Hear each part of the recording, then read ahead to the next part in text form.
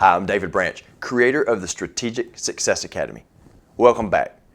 Now, in the first video, we talked about why you started your business. We established it's because we have goals. We want to pursue our dreams. We want to discover what our mission is and how to live it out. And we want to live fully alive. But there's a problem. See, this is hard. This takes a lot of work. And we need time and freedom to do it. We need the flexibility in our schedule. And we needed the money that it takes to fund that freedom that allows us to achieve this. And we knew that we could not do this if we were working in an hourly paying job to where we were just exchanging our time for money. And we knew we couldn't do it if we were just in some salaried position where our earning opportunities were capped and we had to give a certain amount of time towards that job. And you were willing to take a risk because you're an entrepreneur and that's what you do. And so you stepped out and you started your business because you had this dream of a better life and you were going to go and get it. That is why we're here. We want more and we're willing to work hard to achieve it. Okay? So that's what we've established. But somewhere along the way, the business that we created to give us freedom and money grabbed us. And it became this beast that was just consuming our lives. That was the deal with me. I mean, for 15 years, my businesses owned me. And that's a horrible feeling because you don't really get any freedom with that. You're either at work or you're constantly consumed with it in your mind. And as far as money, you may turn a lot of volume and turn a lot of money, but typically as business owners, we're always chasing the cash flow. We're always robbing from Peter, paying Paul. We're always in this constant battle just to keep our finances above the water. That is not why we started our businesses. But we got caught in a trap somewhere. We bought into somebody's idea of how we're supposed to run business. The way we've always heard things or the way society teaches us. And we kind of got in that trap. And so we got off course. We kind of started losing sight of our dreams and just got caught in the hustle and bustle of trying to make it. Well, we're going to break that. We're going to turn this business around so that you have the freedom and you have the money to support it so that you can pursue your dreams. Okay? Now, what is this all about? We started our business because of this, but this is our life. This represents the whole of our life. There are 7 different sections of this life wheel. Everything we do, everything we are, falls into one of these sections. Career is just one section. Finances are just one section. But as business owners, we get trapped in this thing, and it seems like the career and the finances consume the majority of our life. And we get way out of balance, and we become miserable. That's where I was. Completely miserable. I was resenting the business that I had started. The one that I had started I thought was going to give me all this freedom and money. I resented it because it was consuming my life. Now, the first time I saw this was at a business conference. And this was Zig Ziglar's version of a life wheel. And when I first saw it, they talked about the idea of a balanced life. And I was like, gosh, man, that sounds great, but can you really have a balanced life? Because see, mine was just so out of whack at the time. I was focused so heavily here and here that many other areas of my life were just, I didn't hardly give any attention to many of them. But I started really thinking about it, just kind of pondering it. And I was like, man, maybe it's possible. Maybe it is. And just within months after I first saw this, my greatest mentor was dying. He was 92 years old, and he had lived a wonderful life. He had achieved a lot. He was financially stable. He was married for 72 years. He was well known and well liked by everybody. But on the last visit that I had with him, he kind of gave me this end-of-life wisdom. And he was telling me that he had regrets. And here I was looking at this man like, hey, this is who I want to be. I mean, there was a time that I thought that if I could finish my life like he has, then I would have been successful. But what he told me was that he spent so much time working and so much time being involved in other activities that he missed out on a relationship with his children, and that it was too late for him to go back and do anything about it. But it was not too late for me. As I left the hospital that night, I knew I had to make a change. Because if this man, this great man in my eyes, was telling me that he had failed and that he had regrets in one of the greatest areas of his life, I knew that if I didn't make a change, I would end up the same way. And I couldn't allow that to happen. See, that man was my granddaddy. And when I heard him tell me those things, it just broke my heart to see the pain and the tears from this man. I'd never seen him cry before in my life.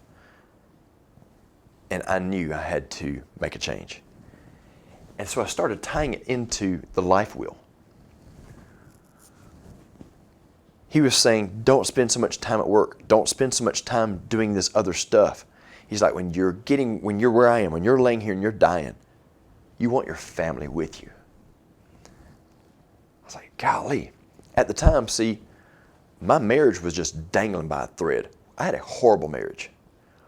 Because, see, I spent so much time either working or stressing out about work or stressing out and chasing my money that I didn't give time to my wife.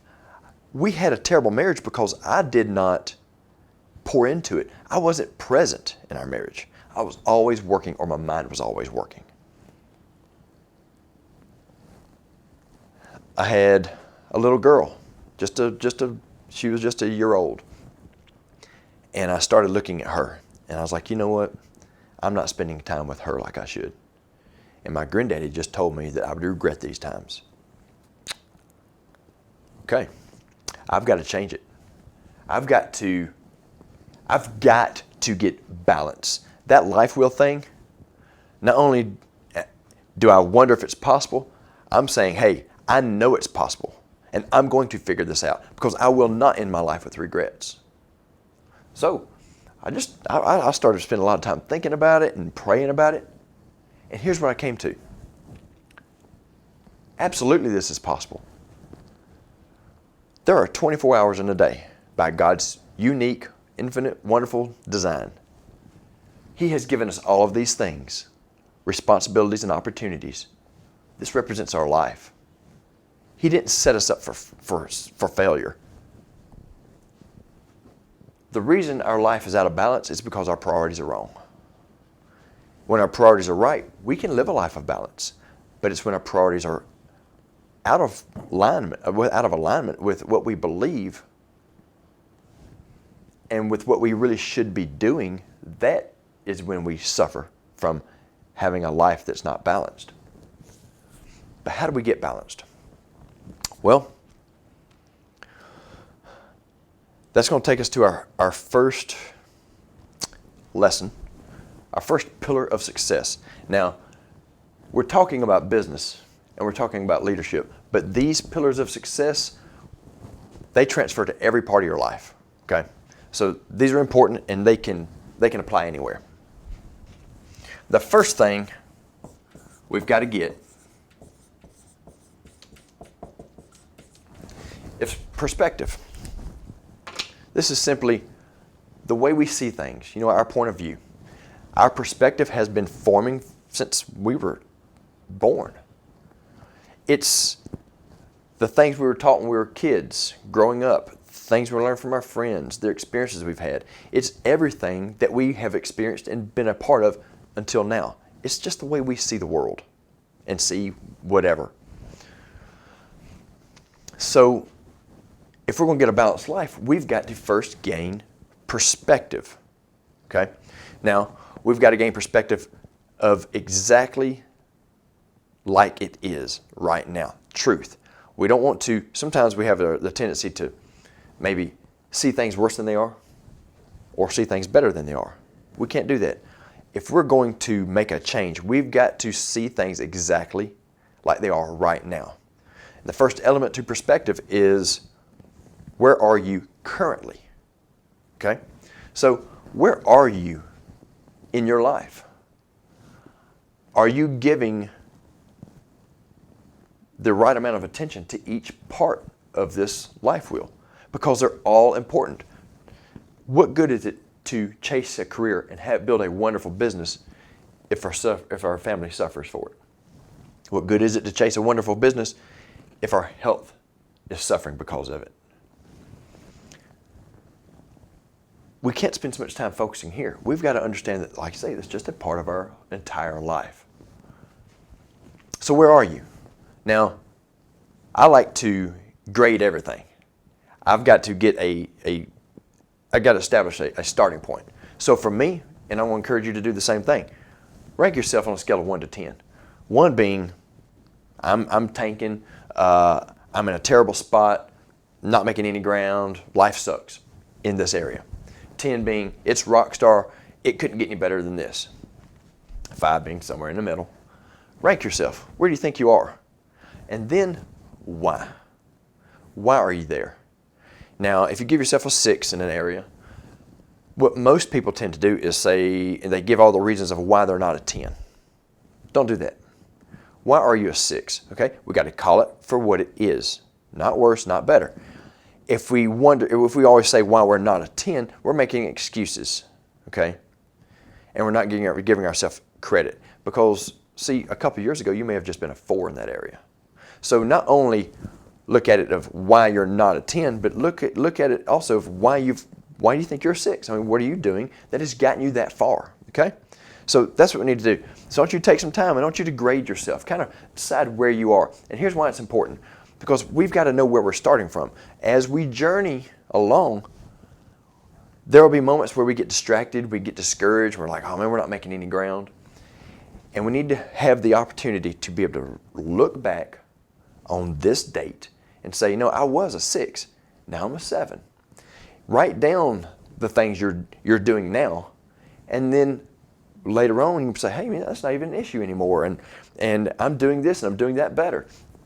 It gives you an opportunity to just kind of watch your progress. Okay? Helps us to maintain momentum.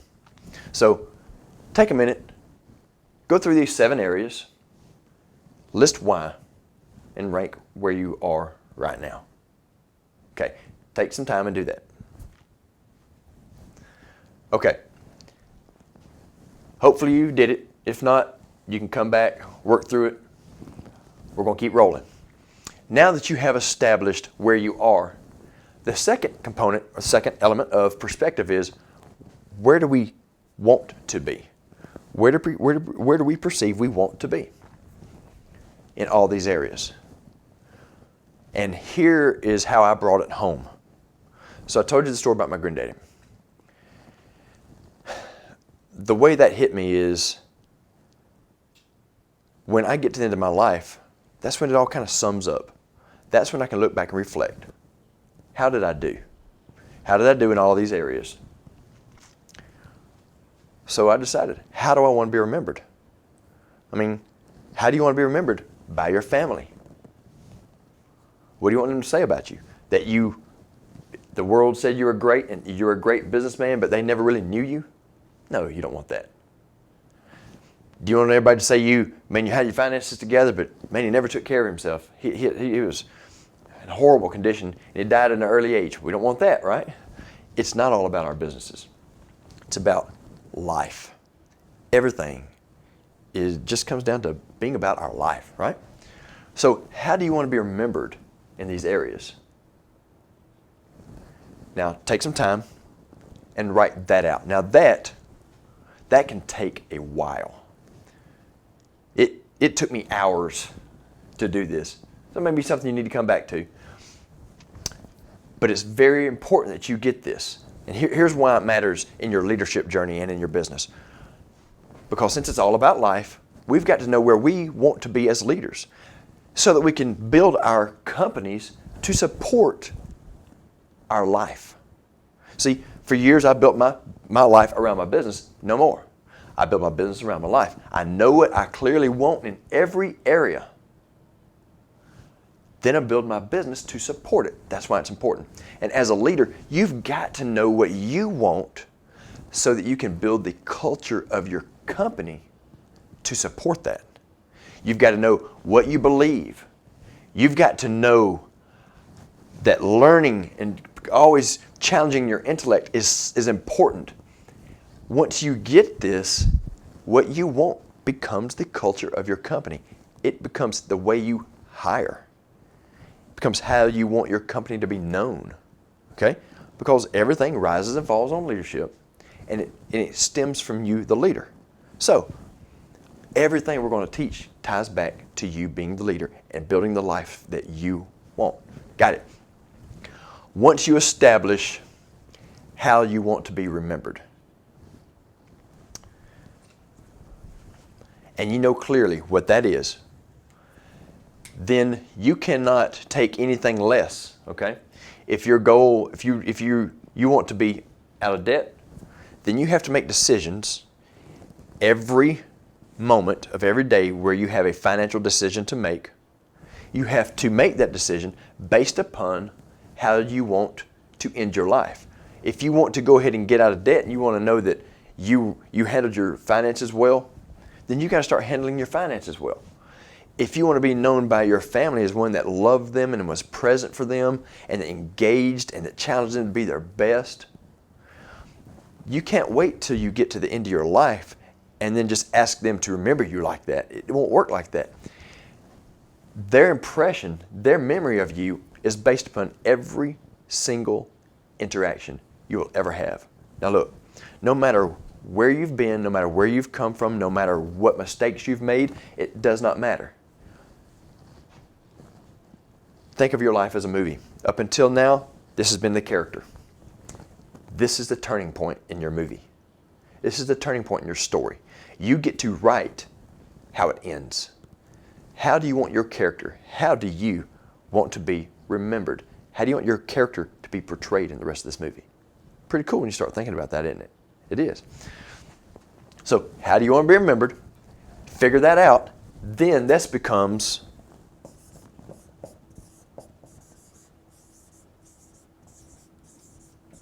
our standards for living. We don't violate our standards. That's what we live by. That's our code, right? We cheat our goals all the time. I want to lose 20 pounds. Well, how many times have you set out to exercise or to lose weight and then you just fell off, quit doing it?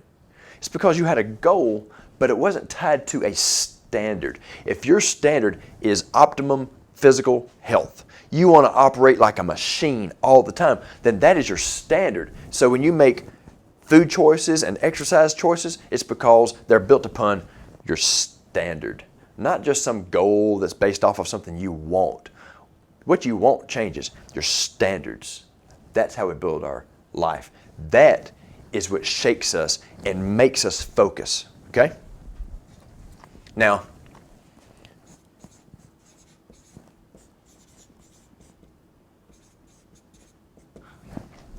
the center of this wheel is your core beliefs. You want to make sure that how you want to be remembered in all of these areas all tie back to one central belief about life. Okay? You don't want any area to contradict any other area, because if they do, then you've got, it won't roll like that. We've got to make it all roll together, right? So you've got to make sure, depending on how you want to be remembered about your career and your family, you cannot make those contradict. You can't say, I want to be known as a man that was always there for my business, and he was always the first one here and the last one out, and he dedicated his life to his business. Well, that sounds great, and you'll build an awesome business doing that, possibly. but it contradicts your family. So you've got to decide what your priorities are. What's first? For me, it's like, okay, God, my wife, my family, my mission, my business. Okay? Whatever your priorities are, they've got to align. So when you're thinking about how you want to be remembered, make sure all your areas of your will are in alignment and they don't contradict. Okay? Now, it's going to take some thinking. Get this first, sum it all up. This can come easy. A lot of times we don't even really know what this is. We don't really know what our core belief is. So you kind of start going around the wheel and throwing out some stuff and kind of getting some ideas on how you want to be remembered, and you'll start seeing a central theme. Check it. Is that central theme, does that really align with how you believe? And if it does, it's your core beliefs. Your will is built off the hub, the center. That is so important. Okay. Now, that's perspective. You get perspective of where you were and where you're going. That's got to be clear. The second one,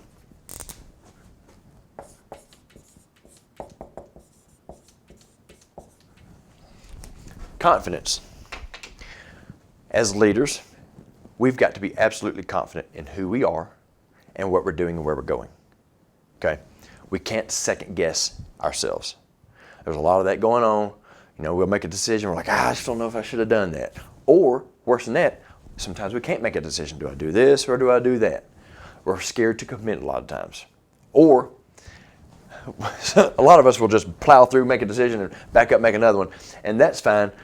That might be a little too much confidence, right? But we got to be confident. And that is based upon our standards, okay? Once we understand what our standards are, we can become more confident in our decisions, even for our business. Because if we know exactly what we want the culture to be, then it's easier for us to make decisions and stand on them. So how do you gain confidence? Two ways. You gain confidence through your experiences, the things you've done, the things you've tried and failed at or succeeded at. Okay, that's one way of building your confidence. And the second way is to increase your trust in the truth. What does that mean? Increase your trust in the truth. If it's true, why don't you believe it? I don't know. Why don't you, right? This is something I learned at a Tony Robbins event. He spoke about limiting beliefs. That has changed how I see everything in life. So these limiting beliefs are things that we have heard or believed for so long that are not true, but we have accepted them as truth. Okay? Now there are things that are absolute truth.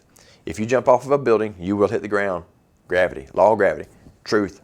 Scripture, absolute truth.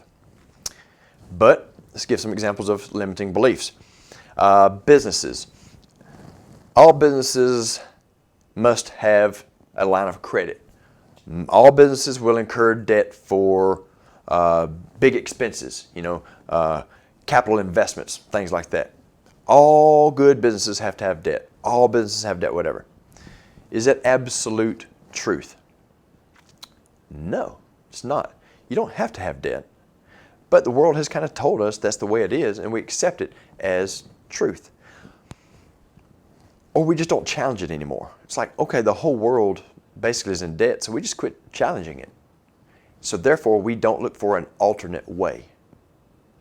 All right? Another way. Something that's always easy to talk about is physical. My family is heavy. They're fat. And so I will always be fat because that's what's in my genes. Is that absolute truth? I mean, is it absolute truth? No, it's not. It's a limiting belief. We can make diet and exercise choices on our own. Some of us may have to work harder than others.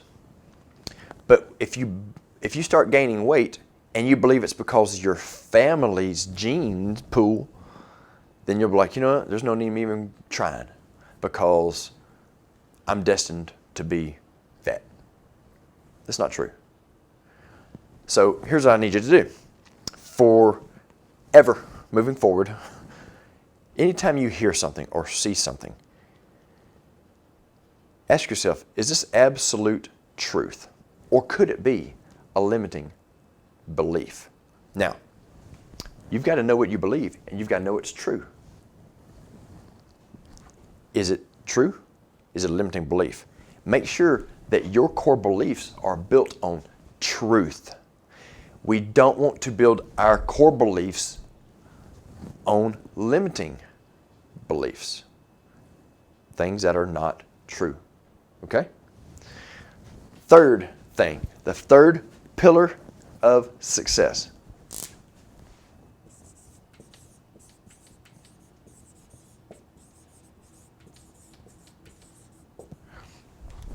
Encouragement. Look, being a leader, being a business owner is a lonely place a lot of times. Most of us are so consumed in working and doing and building our businesses and living life that we don't really take the time, and we're not really intentional in who we build our life with, who we surround ourselves with. It's always kind of us leading our teams or bossing our teams, depending on where we're at in our journey. And we don't really have people that encourage us. Maybe we're the encourager, and hopefully so, but who encourages you?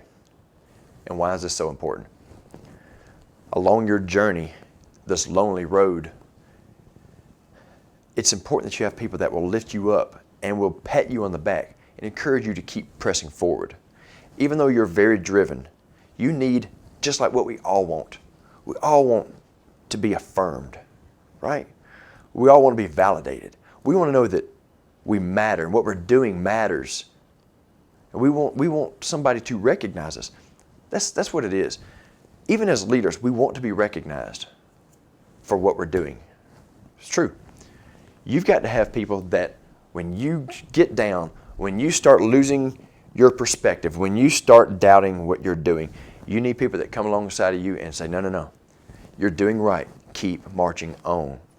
That's what you got to have. So I want to ask you, who do you have? I want you to list the 5 most encouraging people in your life. Who are they? Now, I teach a personal development course called The Power of Purpose, and this is one of the things we speak about. And every time that I bring this up, most of the people cannot think of 5 encouraging people in their life. Look, that's sad. Now, I understand it. Look, for me, for years, I didn't really have anybody encouraging in my life. I really didn't. Now, my wife is one of the most encouraging people I know. And I have a couple more people that are very encouraging to me that I kind of do life with. But some of my most encouraging people are not really a part of my life. I know them. They're kind of they're I guess celebrities, or they're kind of public figures. And you're like, how can that encourage you? Well, people can speak life into you without even calling your name sometimes. Well, if you don't have encouraging people in your life, you got to get them. Now look, it's hard. I'm not going to tell you that finding encouraging people is easy. I mean, you know how it is. We walk up on the street, hey, how you doing? Man, rough, man. It's rough. Yeah, that's how we live our life, right? That's how the whole world seems to be. They're just kind of average. They're doom and gloom. They're just sky's always falling. Those people are holding you back. Those people, they just speak death into you. Even if you don't spend much time with them, they just speak death. You can't have that. You're a leader. It is vital that you surround yourself with people that are positive and they're energetic and they encourage you and they believe in you. So how do you find these people? Well, now for me, I married one. That's great. But I had to start attending conferences, okay? I started going to these business and leadership conferences because those were people that were like-minded. They wanted more out of life. They're high energy and they wanted to achieve.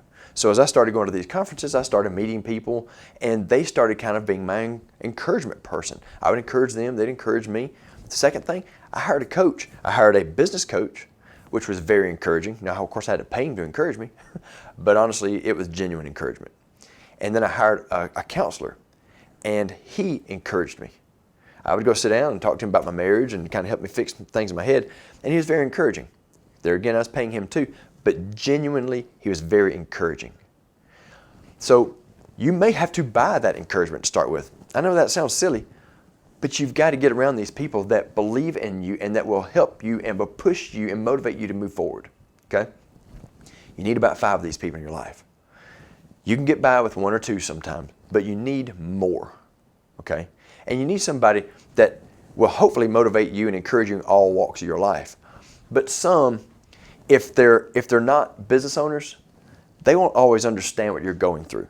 So it's important that you have somebody that can encourage you as the owner and as the leader of your company. You need somebody that understands you. You need another business owner. You need another leader that understands what you're going through so that they can not just give you pats on the back that are false and like some fake hope. It's like, hey, I've been there too. I understand you. I know what you're going through. Man, I'm with you on this journey. That's the kind of encouragement you need. You need somebody encouraging. You don't want them to be overweight. If you're trying to be in premium health, man, and they go to eat ice cream all the time and never exercise, they may be a positive, encouraging person, but you don't want them to encourage you physically because they're not going to, okay? They're going to make excuses. They're not going to want to approach that with you because they don't want to be called out themselves.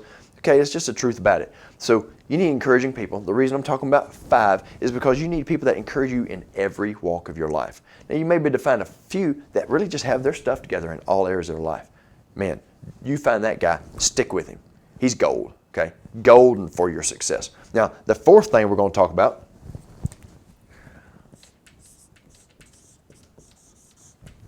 is a plan.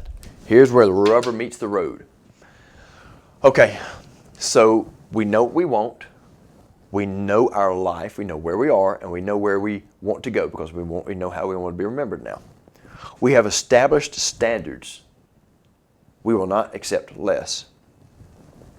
We have perspective of where we are. We're confident because we know what we believe. We've got us a group of people around us that will push us along the way. Now we've got to create a plan. How are we going to get it started? Well, it falls back to goals. The first thing you've got to have is an immediate action. Something that you're going to start like as soon as you cut this video off. Okay? I mean, something we're going to start today. Physical, what's an immediate action? Well, the next meal you have, you're going to change it. You're going to make a different diet choice. Maybe you're going to go out and get you some running shoes or a gym membership, and you're going to go ahead and get on the phone and get that sucker today, whatever you got to do. Spiritually, you're going to spend time in prayer. You're going to spend time in quiet. You're going to start reading the Bible, whatever it is. Family, you can say, well, I'm going to start putting date nights on the calendar. Well, that's fantastic. What are you going to do today? I'm going to go home early. I'm going to spend time with my family. When I get there, here's what I had to do. I was stuck to my phone all the time. I was like, for today, I'm going to cut my phone off for 30 minutes. I thought that was going to kill me. I was like, I don't know if I can do 30 minutes. I wanted to say an hour, but I was like, I knew that wasn't possible. So I was like, for today, an immediate action, I'm going to cut my phone off so that I can engage with my family. I didn't want to be texting or on the phone talking to my kids. I wanted to be present in their life. Because see, my standard became I was going to be present in my life. So an immediate action had to reinforce my new standard. Threw the phone to the side. I said I was going to do it for 30 minutes. Man, the first day I did that, I wound up leaving it for an hour. I thought it was going to kill me. But I got lost in the moment because I did something I had not done before. I engaged with my kids and my wife. Game changer. Right there, okay? What can you do right now, starting today, to take immediate action? The second thing is you need a 3-month plan. What's your 3-month goal? Where do you want to be in 3 months, okay? And then where do you want to be in 6 months? Okay, now you have these goals. In 3 months, you want to lose 20 pounds. That is a fantastic goal if that's one of them. But whoever your accountability person is, because you need an accountability person in your life, tell them that you want to lose 20 pounds. but ask them to only hold you accountable for 10. You're like, what? Man, I'm a goal achiever. I don't need nobody to hold me back. I say I can do 20, I can do 20. Then do 20. Heck, I'm going to challenge you to do 30. Okay? But here's the deal. How many times have we set these diet plans and all this, and we did not stick to them? Look, making changes is about being intentional, but it's about making small baby steps along the way. If we set some big goal and we don't achieve it, we get disappointed, we get discouraged, and we quit. Look, how do you want to be remembered? That could mean you might live another 50 or 60 years or 20. I don't know how old you are. You can live who knows how long. You want to end up physically fit. So it is a life change. It's a small course correction along the way. I know we're all sprinters and we're like wanting it done right now, but the problem with that is it don't work. It's too short-lived. It's not big vision enough. How you want to be remembered, and start making meal choices and exercise choices based on that today. Say you want to lose 20, tell them to hold you accountable for 10. If you make 20, great, but it's a lot easier to make the 10. It's about building momentum. The spiritual life was huge for me. I only prayed when I was broke, needing money, or sometimes when things went really, really good. I'd be like, Lord, thank you. Thank you so much for sending me the money to pay my bills this week. So I prayed a lot, but it was always just little quick ones. It's like, Lord, please, I need like some money for payroll right now, Or Lord, thank you for sending me the money. But I started thinking, this helped me when I had my little girls. I was like, you know what? If all they ever did was come up to me and say, hey, Daddy, I want this. Daddy, I want this. Daddy, will you do this? That'd break my heart. I would want to know that they just want to spend time with me, their dad, right? But I was not doing that with my Father in heaven, right? So I decided, okay, I don't have a lot of attention span. I'm not good at sticking with this. And my prayers have just been, just short things. So I changed it. I was like, I'm going to pray for 30 minutes a day. Well, I knew that was too big of a goal. I couldn't do it. So I backed it down. And I was like, for my immediate action, starting tomorrow morning, I'm going to do 15 minutes. Whew, man, that was the longest 15 minutes of my life. And I divided it up like this. The first 5 minutes, I just thank the Lord for everything. From the shoes on my feet to the business and the money and my marriage and my kids. Everything. 5 minutes. Started being grateful. Be grateful in everything. And then I was like, Lord, just here are my needs, here are my concerns, here's my thoughts. I pray that for 5 minutes. And then the final 5 minutes, I just shut up. As I was going to my counselor, he was telling me, he's like, man, you got to chill out.